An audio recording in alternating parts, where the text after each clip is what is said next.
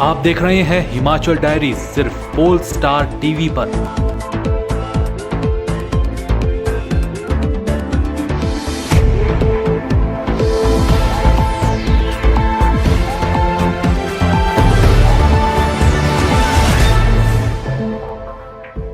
Himachal diaries के प्रायोजक हैं RK hospital Hamirpur, service with quality. नमस्कार, आप देख रहे हैं हिमाचल डायरी और आपके साथ मैं हूं मोनिका ठाकुर। आइए जानते हैं हिमाचल से जुड़ी ताज़ा तरीन खबरें।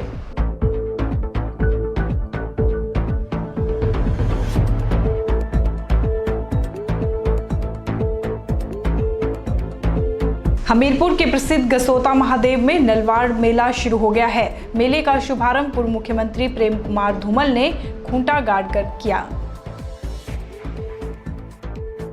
हर साल की भांति इस साल भी गसोता महादेव में नलवाड़ मेला मनाया जा रहा है, जिसका शुभारंभ पूर्व मुख्यमंत्री प्रेम कुमार धूमल ने खूंटा गाड़कर किया। यह मेला 7 दिनों तक चलेगा। इस अवसर पर पूर्व मुख्यमंत्री प्रेम कुमार धूमल ने कहा कि बदलते वक्त के साथ मेले का प्रारूप भी बदल रहा है। एक समय था जब नलवाड़ मेले में हजारों की संख्या में व्यापारी बैल लेकर पहुंचते थे, लेकिन अब मशीनीकरण हो गया है। लोग खेतों में बिजाई के लिए बैल की जगह ट्रैक्टर का इस्तेमाल करते हैं। इसलिए उन्होंने मेला कमेटी को सुझाव दिया है कि इस नलवाड़ मेले का नाम बदलकर किसान मेला रख देना चाहिए और इसमें किसानों के लिए खेती की आधुनिक तकनीकों के बारे में जानकारी देनी चाहिए। साथ ही बैलों के साथ साथ दुधारू पशुओं के लिए भी मेले में स्थान होना चाहिए। वहीं किसानों को जैविक खेती के बारे में भी जागरूक किया जाना चाहिए। उन्होंने उम्मीद जताई है कि मेला कमेटी इस बारे में जरूर विचार विमर्श करेगी। बदलते वक्त के साथ मेले का रूप बदल रहा है। कभी समय था तो हजारों बैलों की जोड़ियां यहाँ पे आती थी और लोग अपनी मर्जी के पशु यहाँ से खरीदते भी थे, बेचते भी थे। लेकिन अब क्योंकि मशीनीकरण हो गया है, यांत्रिक खेतीबाड़ी होती है, तो लोगों ने बैल पालने भी बंद कर दिए। इसलिए मैंने सुझाव दिया है कि इसका नाम अगर बदलकर किसान मेला रखें, किसानों से जुड़ी समस्याओं पे चर्चा हो, उनका मार्गदर्शन हो और हर तरह के पशु के लिए राव करें, केवल बैलों के लिए नहीं।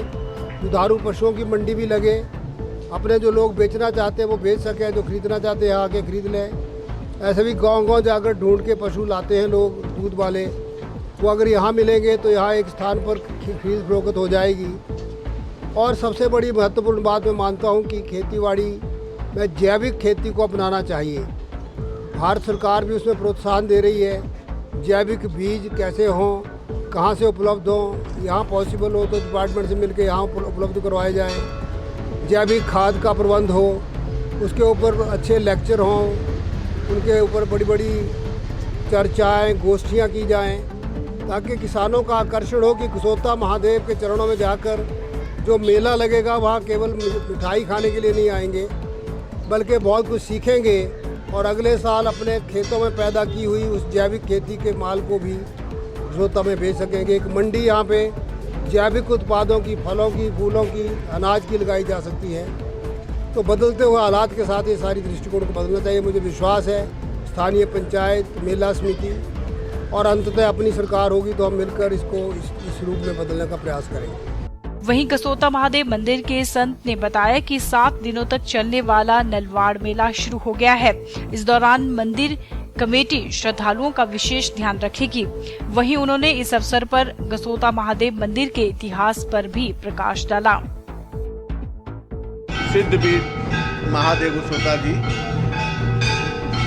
ऐतिहासिक और बहुत ही प्राचीन मंदिर है और नलवाड़ मेला का परंपरा बहुत प्राचीन है और स्वयं महादेव गसोता यहाँ कुछ दूर लौंगवान में एक किसान के खेत में प्रकट हुए थे और इसके बड़े ही अद्भुत, अविश्वसनीय और अकल्पनीय कहानियाँ लोग बताते हैं पुराने कि किसान के खेत से निकले हुए थे और लोहालू के लगने से आज भी पिंडी पे प्रत्यक्ष प्रमाण है। 3 जगह से उनका गड्ढा और लगा हुआ है, जिससे पहली जगह पर लोहालू के लगने पर उसमें से खून निकल रहा था। दूसरी जगह जब उसमें हल लगा उसमें दूध निकल रहा था, तीसरी जगह जब हल लगा तो उसमें जल निकल रहा था, और उसके बावजूद किसान और बैल दोनों को आंखों से दिखाई देना बंद हो गया। पिंड के काफ़ी लोग वहाँ आए और जबरदस्त किए कि भगवान ज्ञात अज्ञात में कोई जो भी भूल हुआ है उसे क्षमा करें। तो किसान और बैल की दोनों की नेत्र ज्योति आ गई। तो उसके बाद यहाँ कि जो उसमें के जमींदार थे, राजा प्रथा वाले थे, उनको ये स्वप्न आया, स्वयं महादेव स्वयं स्वप्न दिए कि आप हमें यहाँ से ले चल के इस जगह पर हमारा स्थापन करें। ब्राह्मणों को बुला करके वहाँ से पालकी पर बिठा करके उनको लेके आ रहे थे। यहाँ पर रुक करके सोचे वो लोग कि पालकी रख दिए कि थोड़ा जलपान कर लें, उसके बाद यहाँ से लेके चलते हैं। जब यहाँ रख कर जलपान किए और जो दोबारा पालकी उठाए तो वो यहीं पे स्थापित हो गए और दोबारा पालकी यहाँ से नहीं उठी। और आज तक महादेव संपूर्ण लोगों का जन कल्याण कर रहे हैं, सुख शांति समृद्धि सबकी मनोकामनाएं पूर्ण कर रहे हैं। ये ऐतिहासिक और प्राचीन मंदिर है, लाखों लाखों लोगों की आस्था का केंद्र है। ये 7 दिन चलने वाला नलवाड़ मेला प्रारंभ हो गया है। बस कुछ ही चंद मिनट बाद आपके नेता प्रतिपक्ष धूमल जी आ रहे हैं, जो खूंटा गाड़ कर नलवाड़ मेले का शुभारंभ करेंगे। तैयारी चल रही है। बाकी मंदिर विकास कमेटी है, मंदिर की तरफ से समस्त दूर दराज से आए हुए श्रद्धालु के लिए विशेष प्रबंध किया गया है। जलपान से लेकर के भोजन लंगर ये निरंतर पूरे मेले तक के लिए किया गया है और किसी भी श्रद्धालु को कोई प्रॉब्लम परेशानी न हो सके उसके लिए हम सभी प्रयास।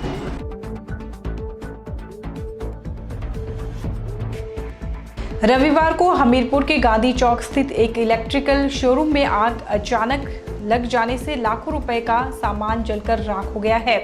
आग इतनी भयानक थी कि दमकल विभाग को करीब 5 घंटे की कड़ी मशक्कत करनी पड़ी। हालांकि आग लगने के कारणों का पता नहीं चल पाया है, लेकिन प्रारंभिक जांच में आग लगने का कारण शॉर्ट सर्किट ही बताया जा रहा है।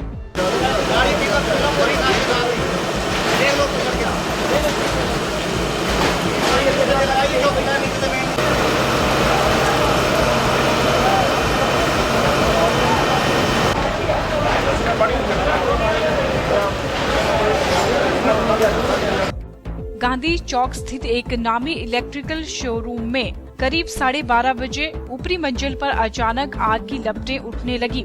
इसी दौरान बिजली की तारों में भी कुछ धमाके हुए। हादसे की सूचना मिलते ही दमकल कर्मी मौके पर पहुंचे। दमकल कर्मचारियों ने 2 दमकल वाहनों की मदद से करीब 3.5 घंटे तक कड़ी मशक्कत के बाद आग पर काबू पाया। हालांकि आग लगने के कारणों का पता नहीं चल पाया है, लेकिन प्रारंभिक जांच में आग लगने का कारण शॉर्ट सर्किट ही बताया जा रहा है। शोरूम से आग की लपटें देख आसपास के लोगों ने शोर मचाया। हालांकि शोरूम का मालिक वहां नहीं था। लोगों ने दमकल विभाग को इसकी सूचना दी। दमकल विभाग की गाड़ी तुरंत मौके पर पहुंच गई और कर्मी आग बुझाने में जुट गए। 2 घंटे तक आग पर काबू न होने के कारण दूसरा दमकल वाहन भी मौके पर पहुंचा। दोनों वाहनों की मदद से दमकल कर्मियों ने करीब 4.5 घंटे तक कड़ी मशक्कत के बाद आग पर काबू पाया। इस दौरान स्थानीय लोगों और कारोबारियों ने भी आग बुझाने में मदद की। आग पर काबू पाना आसान नजर नहीं आ रहा था, तो ऐसे में दमकल विभाग के कर्मचारी दुकान के ऊपर बने गोदाम में मास्क लगाकर कूद पड़े। दीवारों को तोड़कर पानी की बौछार डालकर काफी मशक्कत के बाद आग पर काबू पाया जा सका। आसपास की दुकानों को आग की चपेट में आने से भी बचा लिया गया। हालांकि इससे पहले कि आग पूरी तरह बुझ पाती, अग्निकांड में करोड़ों रुपए का इलेक्ट्रिकल सामान जलकर राख हो गया था। हालांकि अभी नुकसान का सटीक अनुमान नहीं लगाया जा सका है। Bureau report, Polestar TV, Hamirpur. Hamirpur जिला के चमनेर में प्रसिद्ध बिलकेश्वर महादेव मंदिर में भगवान शिव और नंदी की विशाल मूर्ति बनकर तैयार हो गई है। इस मूर्ति के दर्शन के लिए भक्त और सैलानी दूर दूर से यहां पहुंच रहे हैं। इस भव्य व आकर्षक मूर्ति के दर्शन के लिए इंग्लैंड की एक टीम भी बिल्केश्वर महादेव पहुंची। उन्होंने इस मूर्ति की जमकर सराहना की तो वहीं इसमें अपना योगदान देने का भी आश्वासन गाँव वासियों को दिया।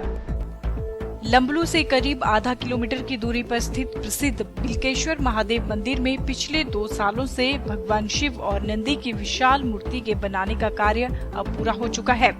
भव्य मूर्ति बनकर तैयार हो चुकी है। मूर्ति को देखने के लिए अभी से भक्तों का तांता लगना शुरू हो गया है। दूर दूर से लोग यहाँ पहुँच रहे हैं। इतना ही नहीं, विदेशी पर्यटक भी इसकी खूबसूरती के काफी दीवाने हैं। इंग्लैंड से नादिया हिल्टन, लॉरिया हुजूक की टीम भी इस मूर्ति के दर्शन करने बिल्केश्वर महादेव पहुंचे। उन्होंने इस मूर्ति की जमकर सराहना की, यहाँ तक कि इसमें अपना योगदान देने का भी आश्वासन गांववासियों को दिया।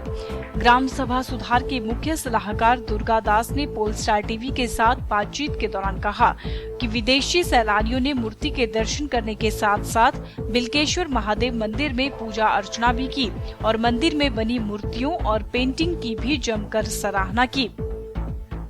दुर्गादास शर्मा ने बताया कि मूर्ति बनकर तैयार हो गई है। लाइटें लगाने का कार्य चला हुआ है। कार्य पूरा होते ही मूर्ति का अनावरण भी कर दिया जाएगा। उन्होंने लोगों से इस मूर्ति के दर्शन करने का आह्वान भी किया। वहाँ पे एक बिल्केश्वर महादेव का मंदिर है, उसकी ऊंची पहाड़ी के ऊपर हम एक शिव भगवान की विशाल मूर्ति और साथ में नंदीगण की मूर्ति बनाएंगे। और वो एक स्वप्न जैसा था, लेकिन बड़ी हर्ष के साथ मैं कह रहा हूँ कि 2 वर्ष के अंदर ही वो मूर्ति बन के तैयार हो गई है। और उसका जो आर्टिस्ट था वो हमने नेशनल लेवल का आर्टिस्ट बुलाया हुआ था हरियाणा से, भिवानी से।